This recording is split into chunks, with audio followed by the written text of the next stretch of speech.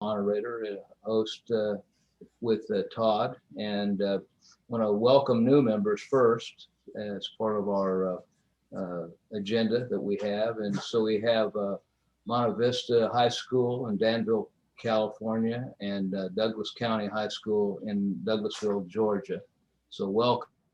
You're on. If you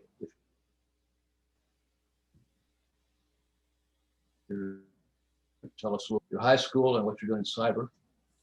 If not, we'll go on. I will say hi. I saw in the chat that Grace from Northeastern Illinois University in Chicago is on and made some chats with Trevor, and Trevor Chandler is also on, and he's very active in CAE. See him in a lot of those meetings. So let's go on with the topic, and we have a great topic, and I think it's very it's something that affects anybody that's in the cyber environment, from academia to industry to government. So the topic is the overview of the revised NCyTE framework, using the NCyTE framework, and Karen Wetzel, who's the manager of the NCyTE framework for the National Initiative for Cyber Education through the NIST and the U.S. Department of Commerce. So I'm going to turn it over to Karen, and again, we thank you, Karen, for presenting. Well, thank you very much, Stephen, for inviting me here today.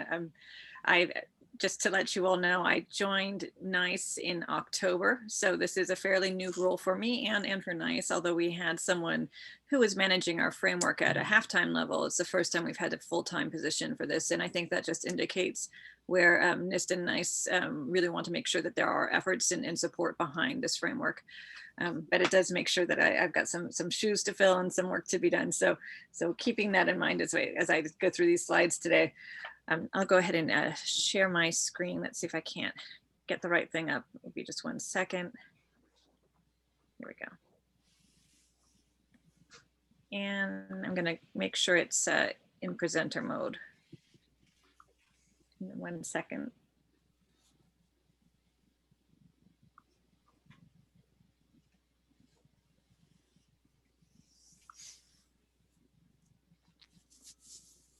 Oops, sorry. That's not the mode I wanted to share with y'all. Here we go. Do you all see that all right now? Yes. Great. So as Stephen said, I'm here to really introduce our revised framework. He also thankfully gave me some pointers about things that I would want to touch on today. So I'll be going through a little bit about the changes that we made in this revision, some ways that the framework can be used, how it might align with the CAE KUs, and point out some additional resources that you all may already be aware of, but some help in terms of how does one apply the framework. However, if there are things that I don't touch on that you want to make sure I address, and as Todd mentioned earlier, please do send in questions. I'm not good at doing presentation and chat at the same time, but I'll make sure to either speak to them at the end, or if we don't have the time today, I can always follow up directly. So essentially, I want to start off by explaining the framework. So, the workforce, it's the Workforce Framework for Cybersecurity. It's a new title. We call it the NCyTE framework. It's basically a fundamental resource for describing and sharing information about cybersecurity work. We use cybersecurity work broadly and the cybersecurity workforce broadly. So it's not only those people whose primary focus is on cybersecurity, but anyone who has specific cybersecurity related knowledge or skills necessary to properly manage their risks in an enterprise. So it's really thinking at it from a broad perspective. You could see that we have various stakeholders, audiences as well, that includes employers, learners, as well as education, training, and credential providers. And the importance of a framework in this space is that it does establish some regular processes, and that's very useful from hiring to training, assessment. It has the clear information, a taxonomy of language for people to be able to explain about the cybersecurity task, skills, and knowledge, and that can be very helpful to learners who are interested in this. I want to clarify that when we use the word learners in the framework, we are indicating that to mean both those who might be interested in it, students, as well as people who are already in the workforce and potentially, looking at career paths as well. So it's really all stages of that, the person in cybersecurity. And then from an education, training, and credential providers perspective, that taxonomy helps in terms of defining what might be needed to know. So to be able to understand what we might need to help develop training resources around, how we might help those learners in terms of getting the development that they need in order to actually do their job. So to take a real quick look though at what the core of the framework is, at its core are these building blocks. It's task, knowledge, and skill statements, where tasks describe the work to be done, whereas skills and knowledge are really more about the learner and what the learner needs to be able to do in order to complete those tasks. As Stephen mentioned, we did revise this publication. It's a special publication in NIST, and that came out in November. The big changes that you'll see if you are familiar with from earlier versions of NICE is the introduction of competencies. I think that's a reflection of what we've been seeing in private sector overall. There was this last year an EO basically pointing out the need to shift away from only degree-based hiring to understand the role of competencies as well in hiring. It's really just a way to help with assessment. And I'll talk more about those in a minute. Things that were removed in this are specialty areas. We did so largely because specialty areas were often reflected in competencies and in work roles. And so there was a bit of redundancy that we're trying to eliminate. And the same thing goes for ability statements. We had previously had knowledge, skill, and ability statements, and we recognized that abilities were oftentimes redundant with or overlapping with the skill statements. And so we'll be looking at we're removing them, and we'll be looking to adjust them into our updated skills later this year. And perhaps the biggest change with this revision is not about structure as much as in terms of core components as it is about just the layout. That all of these kind of resources, work roles, tasks, skills, knowledge, things like that, had been appendices in the document.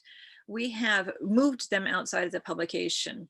And the reason we've done that is it really helps us with agility, flexibility, interoperability, and modularity, the framework attributes that we're trying to really emphasize.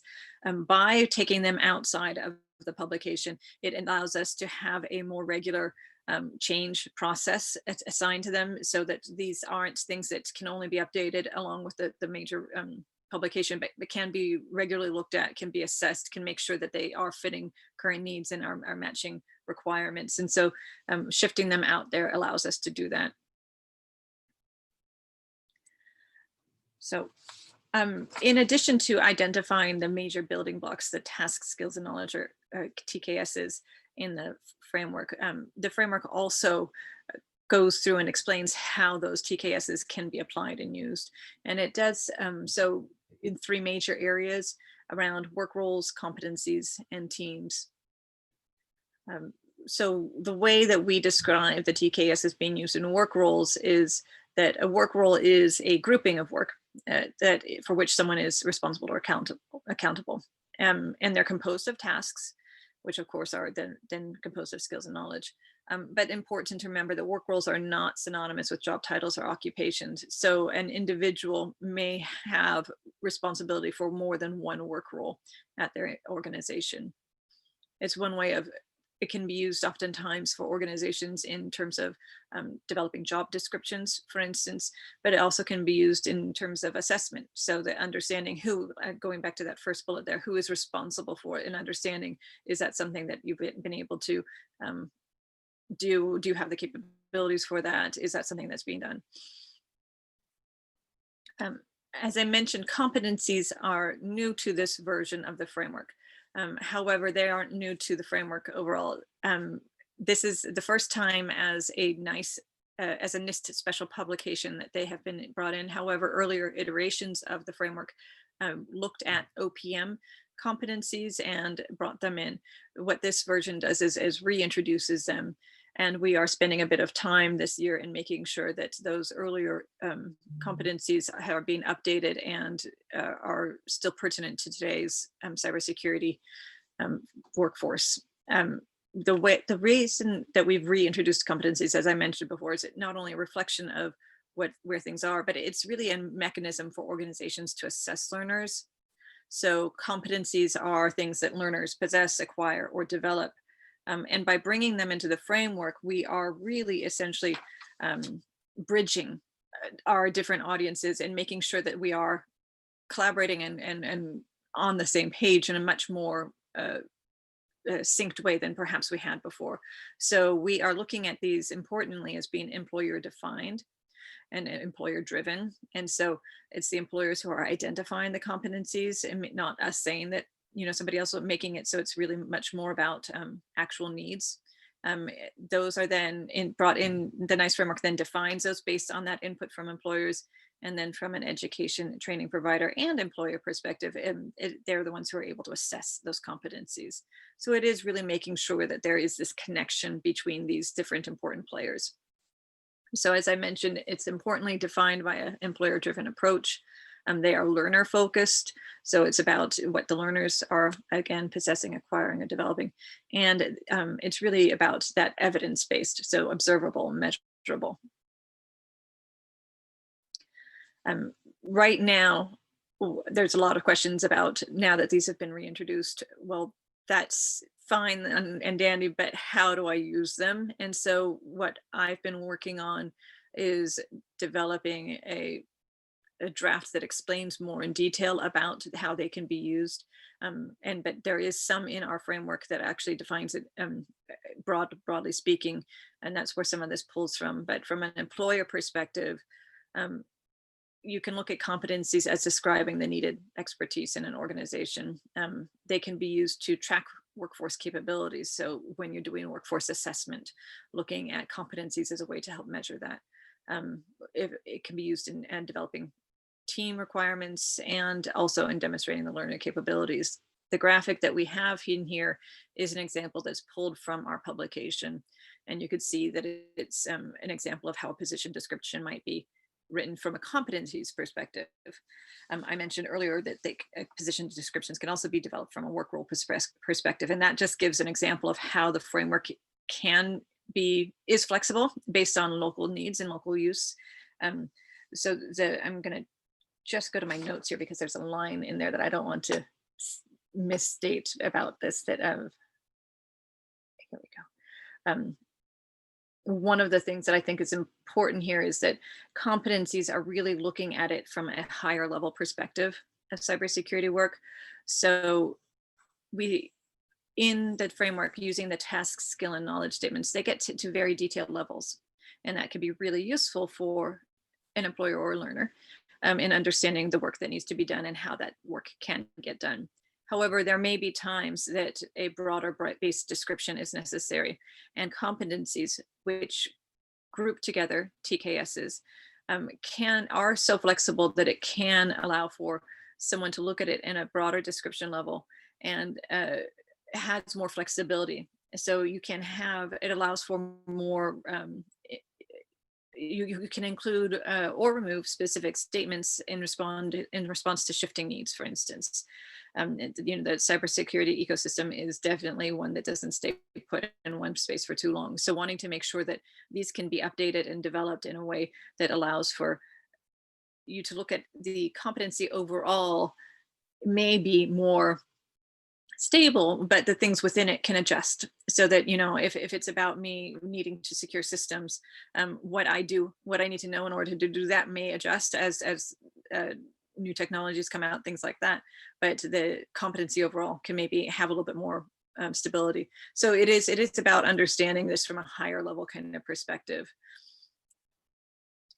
From an education and training provider perspective, the way that we are looking at competencies is that it makes that connection between the employer and the training provider, so that the education and training providers are developing content and working with learners in a way that's going to meet specific employer needs or defined needs. And so how that might look is an instructor might be able to see what are the most frequent knowledge and skill statements reflected in a competency and focus on teaching those, for instance. A provider might look at the tasks in a competency, and that could be for testing purposes to see whether or not the learners have achieved the knowledge and skills in that area. Or it might be looking at a set of competencies to develop a learning program in a space. And so here again is another graphic that we have from our framework revision, looking at where a credential may be based off of multiple competencies here. And you'll see too that, it's having that flexibility of how they can be used, and that's what's in that box up at the top right. And of course, from a learner perspective, they can be quite useful as well, because it gives people a path. It gives people a knowledge of where I should be going and what I might need to do in order to get there. So it might help you identify areas that you need to develop. So let's say you know that you have these different skills or these different items of knowledge, but by looking at a competency and what it includes and what might be required of that, you might see that I'm not as strong in this area over here, and for me to be able to really say I'm competent in this space, I might need to develop that more. Or you might see that, hey, I have a lot of knowledge and skills where I can complete these various tasks here, but it's missing just one thing. And if I really work on that, then I can say that I can actually apply my abilities to this new competency. And so it gives you a path and a direction to sort of go into. It's also really great for early stage too. So you might want to learn about a defined area of expertise. And this is where that broader description can be helpful. Instead of needing to go down to that knowledge and skill level, you can look at that broader area and start to say, oh, now I understand that area, that space more. I can understand what that field of work might be, and that might be of more interest to me. So it gives you an entry point as well. And it also can help you understand your organization's workforce needs. So looking at an organization that says these are the kinds of competencies that we're looking for our security team, for instance, understanding, well, we've got some people who can maybe work on that. We have the people who own these competencies already, but there may be others that don't. And how can we maybe pull from someone else in a different area of our organization, perhaps into this, who might already have, let's say, half of what's in the competency requirements, to come over into that, and we can develop the others. And you can understand from from that perspective of where can I adjust, and how does that respond to my organization's needs? And that's sort of the multiple stages that you see at the top right. And you can see too, it's about assessing one's own abilities in that graphic. So I mentioned that in the framework, we explain how the TKSs can be used in multiple ways. We have the work roles, we have the competencies, and then from teams. Obviously, teams are a fairly standard way where for an organization to pull together people of different kinds of capabilities in order to meet a need. But we show that teams can be done via either work roles or competencies. So it's just about how your organization wants to move, in what direction it might be project-based, for instance, too. So from a work role perspective, that's really starting more from the work to be completed, where an organization might know what tasks need to get done. And so then they can sort of tie those tasks to the work roles, and which hopefully they've already identified in their organization as who is responsible for what tasks via work roles. And then they'll be able to say, okay, well, Karen, Todd, and Stephen have those work roles. We're going to bring them onto the team because that meets needs. So it is starting from the work to be completed. And from a competency perspective, however, though, it might be that those individual tasks aren't quite known yet. So you kind of know the general sense of what might be needed, the competencies, and then you sort of look from the competency perspective, and then from there, you can go ahead and say, okay, I know these people have those competencies. Let's go ahead and pull some people there, and they can then help identify what specific tasks need to be done. So it's just about, again, going back to that flexibility and agility that the framework offers. And this is just by introducing competence that does expand that flexibility and agility. So that's the framework overall, big picture. I know that Stephen asked specifically for me to touch on the KUs in the framework. And I know that, NCyTE has a nice KU spreadsheet, and you could see the mapping on your site. And there's also been, from an earlier iteration of NICE, the prior to the special publication that we initially put out in 2015, there's an early mapping to the competencies as they existed then. And there's potential for updating. Right now there's mapping and there's updating that can happen. I know that we are in the process of proposing some workshops for that work that needs to happen this year. Although we published the updated or the revised framework in November, we are still in the process of updating all of these component pieces I've been describing. And one of the things will be the competencies, as they originally pulled from, we originally had 50 that pulled from the OPM competencies, where we've already looked at adding an additional 10, but what we have right now is a first draft. And so I'm hoping to have that out in, let's say, February, and we're looking to have a workshop based on that for all stakeholders to come in and, basically tell us what's missing, tell us what needs to be added, tell us what it needs to be adjusted, and give us insights into how these can actually be used more so than, what we might anticipate. And so we're looking to have that likely in March, and really that's in early stages. And as soon as we have more information on that, I'd be happy to share out. That's for the competencies. When it comes to KUs, we're going to be looking at doing a similar workshop, and that would be following that first effort, and that's probably going to be at a May timeframe. And again, I'll be able to share that information as soon as I have that as well. And so it is going to be understanding from a KU perspective, where are there similarities? There's these mappings to work from. Do they need to be adjusted based on the introduction of competencies? What kinds of uses are still outstanding? And I think we talked earlier about tools. And so I think that's going to be a big question too, is how do we, beyond just the mappings, what kinds of tools might be necessary to really make these more useful? And so then the other item that Stephen, you had asked me to talk about is what tools currently exist. And so I'm going to talk a little bit about where we have some more information now. One thing just to point out that there was this recent special issue around the NICE framework that's a great issue and to take a look at, to give a oversight on where things are with the framework. And I just wanted to point that out. It is on our website, as well as, of course, I've pointed to the direct link here. But the primary place where we've been gathering information around the framework is in the NICE Framework Resource Center, which we created basically, I think November 2019 is when we first started forming. It's still a work in progress and still things that we want to add. But right now what it has is some information about our framework, obviously links to the current version and latest updates. That does include a link to the existing 2017 content, the work roles, the tasks, and the skill and knowledge statements, because we are still pointing to those as being the most recent versions at this point. But then we also have additional resources, and those are sorted by employer, by basically audiences that you could see here, the three here, as well as some presentations.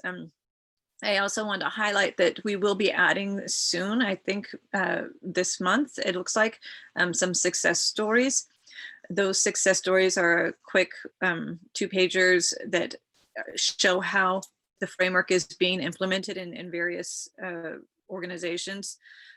We want to keep growing the number of success stories that we have there. So I would love to hear from any of you who are using the framework or have had any success with it at all, and be able to share about your efforts as well. We want to have those up there, not only so you can understand how it's being used, but for others to model what's happening. And I am certain that with NCyTE, there's going to be some examples we can add there. So once we do have that page up, we will have information about how you could submit yours too. And I do encourage you to add those there. They're basically just a little bit about the organization, why you did whatever the effort is that you did, and how the framework fits into it. But I'm going to take a little bit of time just to tell you about what is in the employer, the education, and in the learner sections of this resource center. From an employer perspective, here are just some examples. This is not complete at all. Some examples of the tools that are there. I want to point out that we put them in these different audiences. However, I do wonder whether or not we might want to address that as we start looking at this resource center this year to make sure it's meeting needs, because I think a lot of these tools can fit in any of the buckets, to be frank. But these are ones that we have here. And I will talk a little bit more about them in a moment. So I'm not going to spend a whole lot of time on these, but there are some nice, really useful tools out there. We're updating some as well. And so that this is a good place for some examples of how the framework can be implemented. From an education and training provider resources, we have them at different levels. So for K-12, there's some course mapping information that's there. We have some at the post-secondary level, pointing to some challenges that are out there, as well as some sample curriculum. If you will have additional resources that you'd like to make sure that we get added in here, I'd love to hear that as well. This is a growing page. And then from a provider perspective, we also have other alignments pointing to some certification organizations and trainings that might be tied with the framework as well. And then from a learner resources perspective, there's some information about how to find jobs in this area. And even if your learners aren't looking to find a job right now, maybe already employed, it gives examples of salaries or skills required. So it can give some insights, not only in terms of people looking actively for a job, but people who want to understand what kinds of jobs exist. And of course, there's some nice mappings to that. And this is another place to find competitions, as well as there's some career profile cards here. Going back to those tools, though, I did want to highlight a handful of them. So for instance, DoD's Cyber Workforce Framework, and we point to their tool here. You could see it's a way for stakeholders, as they say, to identify, organize, and manage the tasks and KSAs according to DoD policy. Even though this is specific more to DoD perspective, it's a really nice way to take a look at and see how these can apply, and how you might be able to understand how the framework can be used in different kinds of roles. DHS, obviously we've done a lot with them in this space, and they have you'll see the next few slides are around tools that they've put out there. One is this push button tool, which is a way for, it's more from a government perspective, but even so I think can be applied elsewhere. For people to basically go through, and you click through and you add in the different kinds of roles, and you can add in the different kinds of KSAs and stuff, and it comes up with a draft job description. So this could be if someone's interested in understanding, how do I teach to a different position, or how do I as a learner want to know what goes into a position, they can go ahead and go through this as well and see how that might look from obviously this, again, federal perspective. And then of course, NICS has a lot of resources in this space. There's a framework mapping tool. Basically, it allows someone to see the components of the framework in a tool format.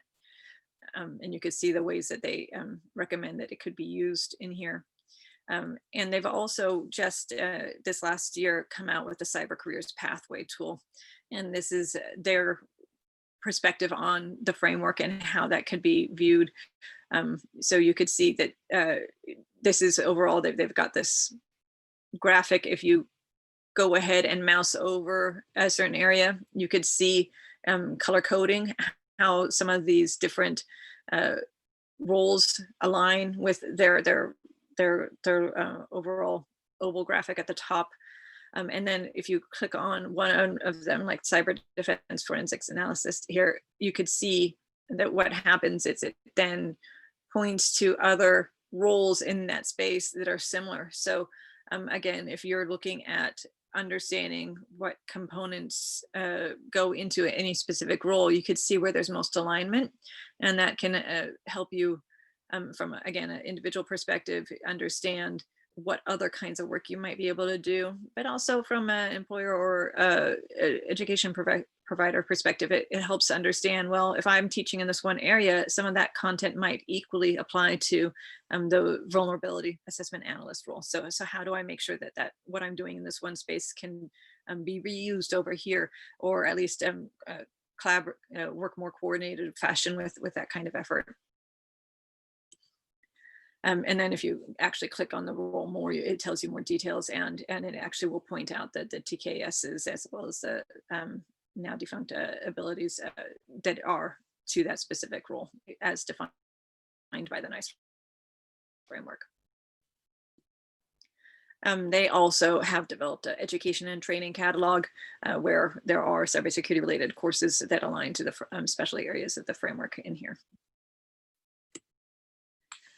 So that just basically leaves a what's next, which is a lot. It's this is where, putting this stuff out to begin with is a change, but that means that there's a lot of work that needs to happen ahead of us. And that's one of the main things that we're really wanting to emphasize, that this is work that is meant to be informed by all of you, that it's meant to be a transparent process, and that we want to make sure that what work we do have coming forward is going to be useful and pertinent.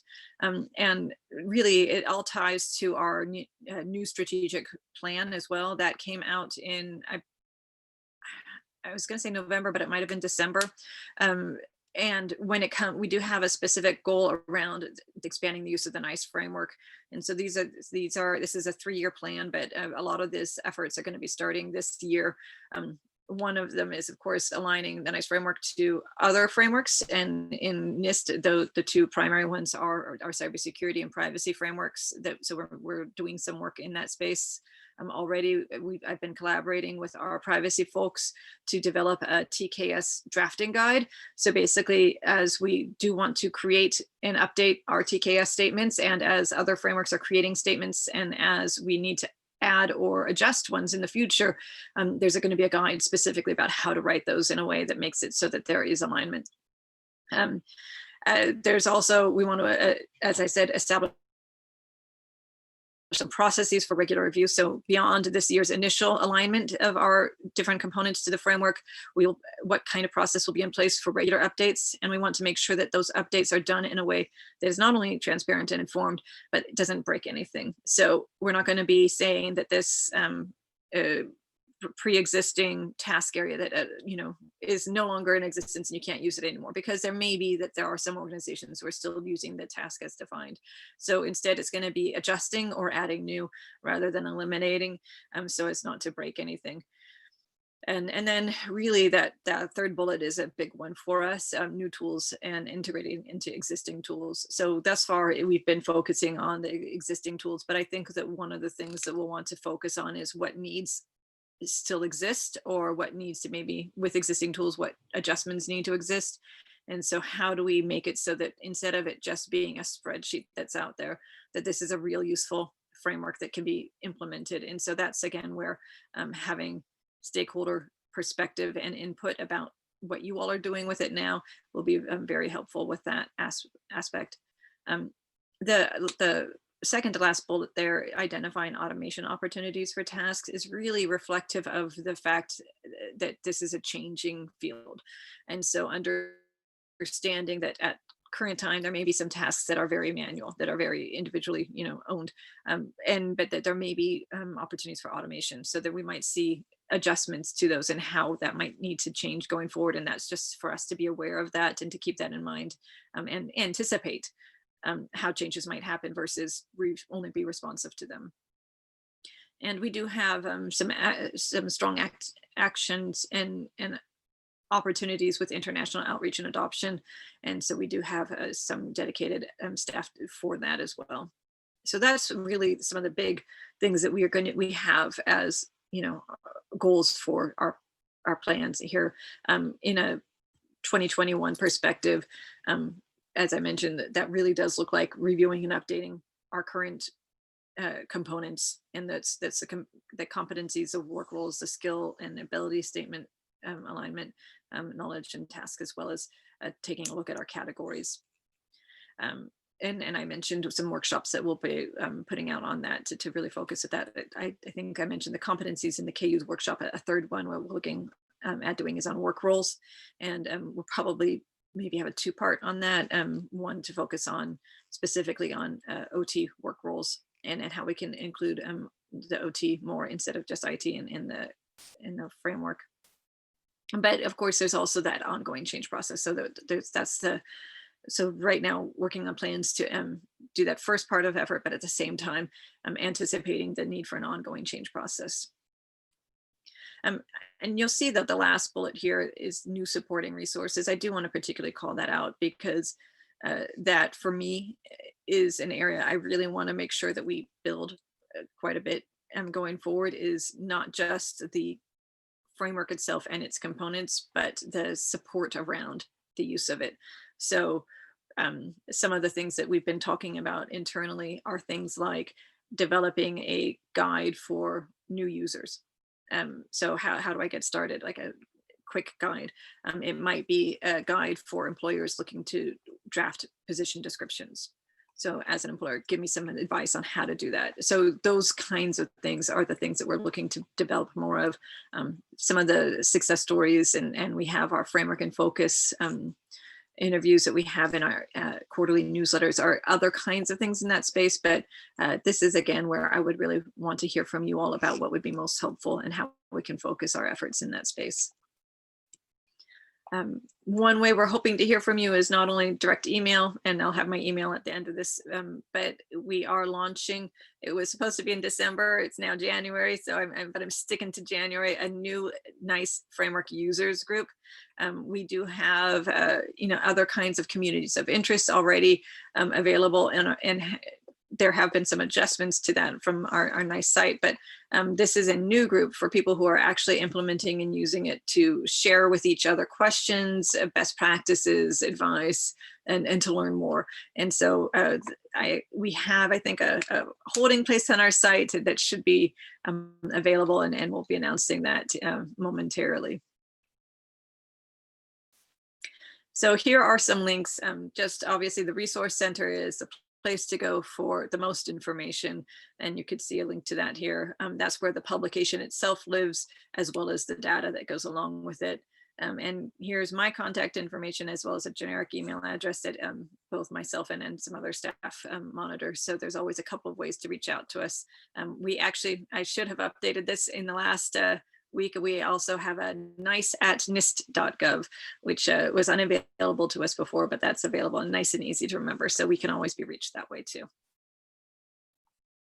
It's a lot. I talk fast. I hope I wasn't too fast. I'd be happy to answer any questions.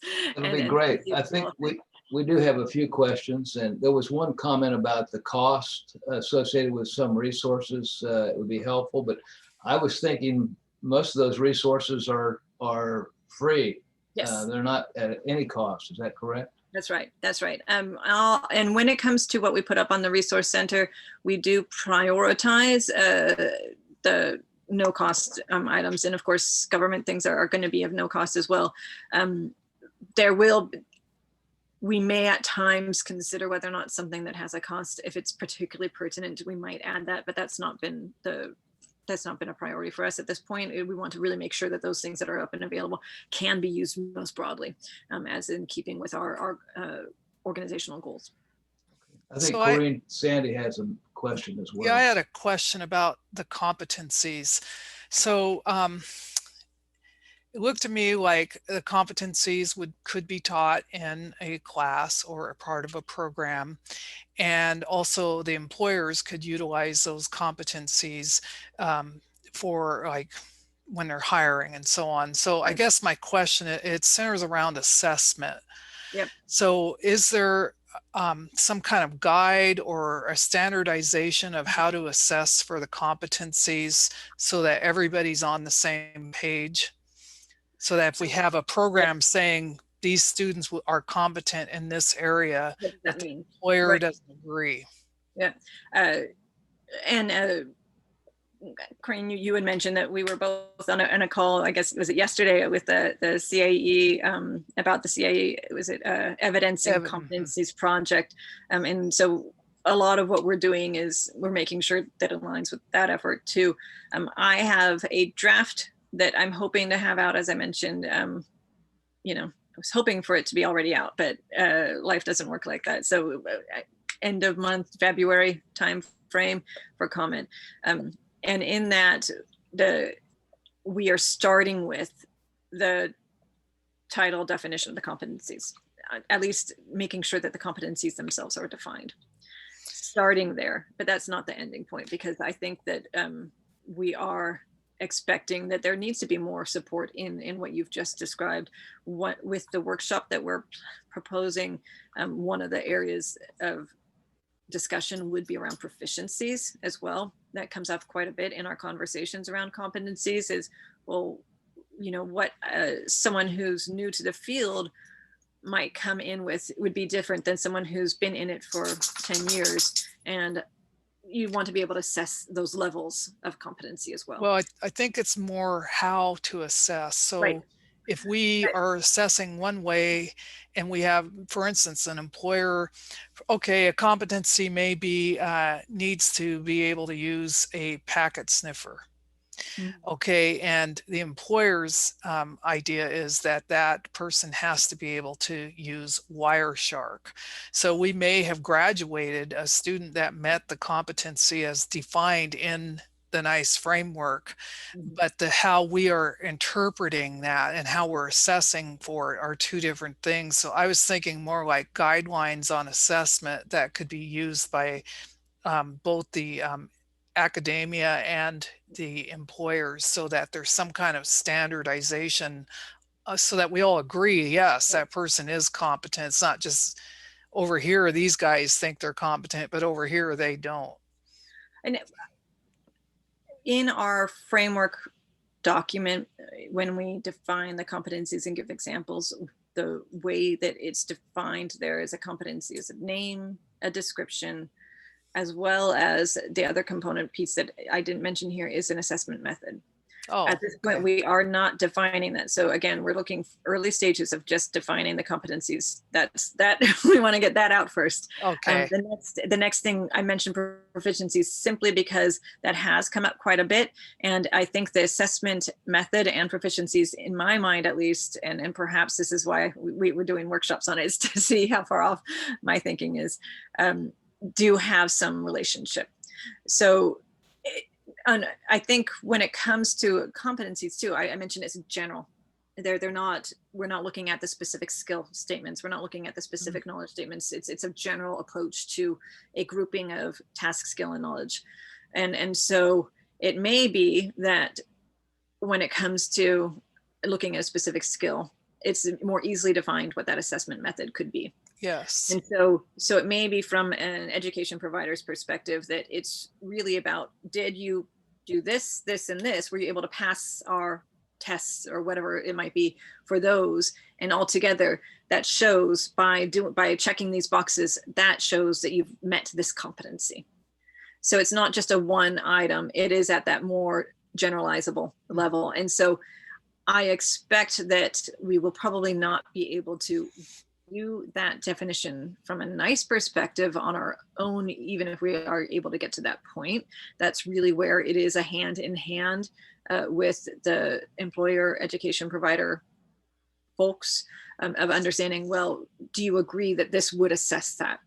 And some guidance on that. And that's really where, and I'm going to make a note of your question here, because that's really where those additional resources I mentioned, I think that's where this would fall, is that I don't believe that we would be prescriptive on this, nor on proficiency levels. I don't think that's the direction, at least it seems like things are going, but early stages here, as much as give some guidance about how one might do this so that there can be, again, that flexibility on an individual use case basis. Okay, thanks. So yeah, Right. but not yet. All right. I think Dan Matson had made a, in the chat, he said, can you briefly talk about your involvement with evidence and competency work groups? But I think you kind of addressed that with talking with Kareem. Is that okay with you, Dan? Are you good with that? Yeah, I would add that from an assessment standpoint, I think that's one of the goals of the evidence and competency working groups. And if you're interested in knowing more, there are 3 subgroups that are worth considering becoming involved with. Subgroup 1 is led by Vinnie Nestler, and it's on defining competencies, which leads to how do we assess it. And subwork group 2 is led by Suzanne Wetzel, which is evaluating tools. And the tool sub-working group is going to get to the point of assessing these tools. And then work group 3 is the competitions, and I'm leading that group. Mm-hmm. And Dan, I'm glad you are here to mention that. And I think one of the important things about that CA effort is the title, and this came up in our call yesterday. It's evidencing competencies. So really that focus on that evidencing aspect of it. And so really, I agree that the CAE effort would be a great place for us to be able to see how some of that can come, how to, you know, to green your question, how some of that assessment methods might tie in. Okay. I'm looking at, I see Edmund, you've asked a question here, and I'm going to have to read through unless Stephen, you can summarize it. I for think me. that was the cost Okay. question. Is there any other questions anyone has? You can either put it in the chat or just unmute. And I think maybe perhaps Edmund, you know, looking more in more detail at what you've written here too, when it is about planning out, I think hearing from you all about how you can maybe align what you're doing to these framework components, you know, it's a resource requirement. You know, it's making sure that you are being kept thinking about the framework in the course development, in the content development, and understanding, well, how do I make sure that there is that I can, for instance, say that this is a time to work role, you know, Just to let everybody know, NCyTE also conducts training on program development, and part of that is how to develop a program utilizing the NICE framework. So that's another resource for you. Right. I wonder if we point to that. That's awesome. I'll have to, if we don't, that's something that we should be adding to our site. Okay. We can follow up, make sure you do that.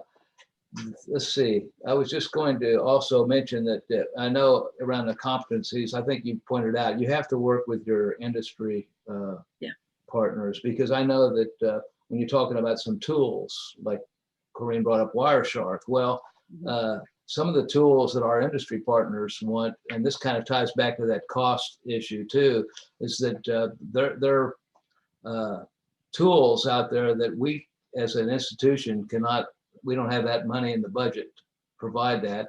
And if the industry partners don't want to provide it, then you really can't teach to that. You're teaching open source. And I get a lot of feedback from our industry that they're not too hot on the open source tools. They want you to use their specific tools, you know, BMC Patrol or something like that. But that's something that we have to work out. And, you know, maybe getting this framework, we can get more standardization or agreement with national standards on tools. And we do stop short of naming specific tools in the framework, just because as soon as you put something down about a specific technology, it's going to be out of date. And so, but at the same time, I know from an actual implementation perspective, that level of specificity can be very helpful. So figuring out how can we do both, I think is going to be a question that continues to plague us. I know I saw, Edmund, you also asked about the K-12 partners. So within the NICE program, we have, so my job is really manager of the framework itself and its component pieces. However, we do have staff dedicated to specific kinds of areas, including K-12. And if you aren't aware, there is a K-12 community of interest, open community. They have a monthly open call, the first of which was held yesterday. But I believe there'll be some information out, some notes from it shared out. And that's led by Davina Pruitt-Mental. And so there are some, I showed you just the one slide about the specific NICE framework strategic goals. Our strategic plan has some specific goals for our K-12 efforts as well. And so, no, oh great, Janet, I'm glad to see you're in it. Maybe you can remember or add anything that I'm missing, because again, I'm new here. But I know we do quite a bit of quite a bit of efforts in that space, and we have some specific goals around the K-12 efforts. We do have an annual conference for K-12 as well. The last one was just in, I guess that was November too. And so there's some resources out around what was shared in that conference, and really great, very active community. And so I would suggest, if you want to be more engaged with it, that to go ahead and start off with the community of interest and reaching out to Davina. Yeah, and I can certainly follow up with information on that. Okay. Any other questions or comments? Stephen, this is Gary Sparks from Metro in Omaha. Hi, Gary. As far as specific tools are concerned, and see what you and Corinne think. If we teach the students to think outside the box, in other words, they may learn one tool in school, but they also need to be adapted to other tools. Like when you look at the word processing environment, you know, not only Word, but a lot of times they may go into a place that may have something completely different. But getting them to think, the employer says we need to do this, so they're ready to step up to the plate and learn that particular tool. I absolutely agree with that. So it's the ability to learn. It's not so much I am, you know, pushing a button for this particular type of tool, and if you take that tool away, I'm unable to do anything. Really, we should be graduating people that can adapt to any tool put in front of them. So it's the Yeah. concept behind the tool, like what is this supposed to be doing? Now, how do I do it with this tool? And that's exactly what the framework skill and ability statements do. And that's that it does take that step away. It's about what is the skill that is needed, what's the ability or the knowledge rather that is needed for that space, not what the tool itself is. So generally speaking, you know, what does the tool enable? And so can you do what the tool, you know, can you work with the tool that enables that? You know, so it's really about the work. It is about the context of tying it into with the work to be done, and that's why we have those connections between the tasks of skill and abilities. Yeah, Sustainability, skills, and knowledge. and I'd witness this when I was in active duty. Well, actually, in the mid 1990s, whereas you have a civilian employee in the Air Force, they know how to do their job, but if it goes outside those parameters, they were completely lost. Yeah. And I witnessed that over and over again at two different squadrons. So I know from my perspective, I challenge the students to think outside the box. Okay, that didn't work. What are we going to do to fix it? Or learning the tool and give them exposure to as many different tools as I can within budget constraints. And of course, you know, budgets, you know, this past year just kind of really took a nosedive because enrollment's going down. And then you've just given a perfect example, I think, of why we've reintroduced competencies too. It is about that assessment side of things. So knowing that, yeah, I could do this one thing over here in my previous position doesn't mean that I can then apply that knowledge over here. So it is making sure that during the early stages when you're looking at people and assessing whether or not they're able to actually do the position work, it's being able to test against that and say, well, you said you could do this, but let's go ahead and see, let's try it, you know, either maybe during the interview process or early stages, or is that something that we could teach to, since you have this one, can we translate that out? And so that's obviously what we're hearing from industry, you know, from employers, is wanting to bring people in who can apply what they've done elsewhere into the new role, and wanting to make sure. And that's why obviously things like competitions have been so, you know, they'd be so interested in that, is being able to actually show and demonstrate those abilities. Okay, well, we're just about at the end of our meeting today, and I'll turn this back over to Todd. Karen, I really want to thank you. This has been very informative, and I think we have a lot to think about, and hopefully to help you all and provide our input into improving the standards or implementing the framework as well. So Todd, I'm going to turn it back over to you. Karen, thank you. That was great. I just wanted to quickly update, check and see if there's any updates from NCyTE members. Does anybody have anything they want to boast about? Tell us about your school. I guess on that topic, we send out a newsletter each week, and we're always looking for ways to learn about our members. So if you want to get the news out, please let us know. Send an email to info@ncite.net, and we'll try to get the word out.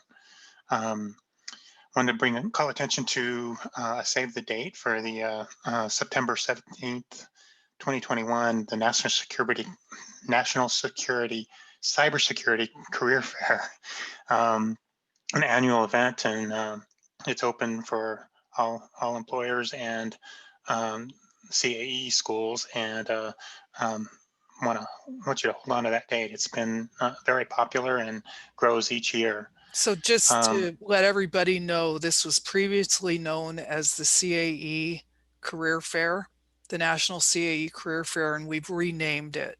So it's the National Cybersecurity Career Fair, and we have, I believe this will be our 4th year that we've offered it. It's, I think there was something like 1,700 students that attended last year, and about 35 vendors, government and private industry.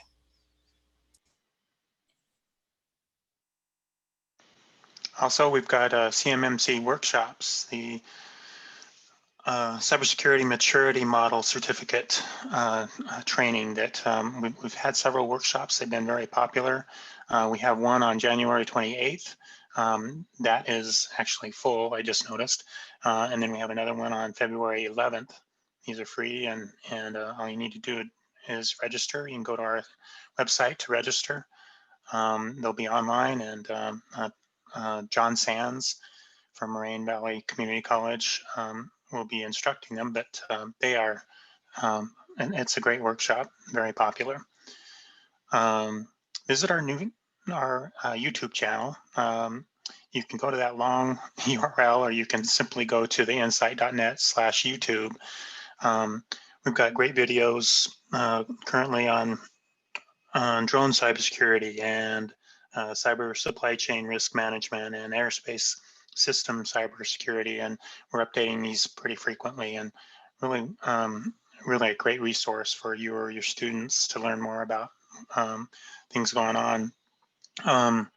Encourage you to subscribe. If we can get 100 subscribers, we can simplify this URL and get a personalized URL, and we're pretty close to that number. So if we can get you to subscribe, that'd be great. And then finally, I really would like to invite you to next month's member webinar at Cybersecurity Competitions, the value and benefits for students and faculty. Dan is actually on the call today. Dan's going to be giving the talk. He's the NCL, the National Cyber League co-founder and commissioner, and we're hoping all of you can attend. That's what I've got. Thank you, Todd. Thanks everyone for attending. And oh, by the way, Happy New Year. This is our first meeting back. So take care and have a good month, and we'll see you next month. Thank you. Thanks, everybody. Thanks, everybody.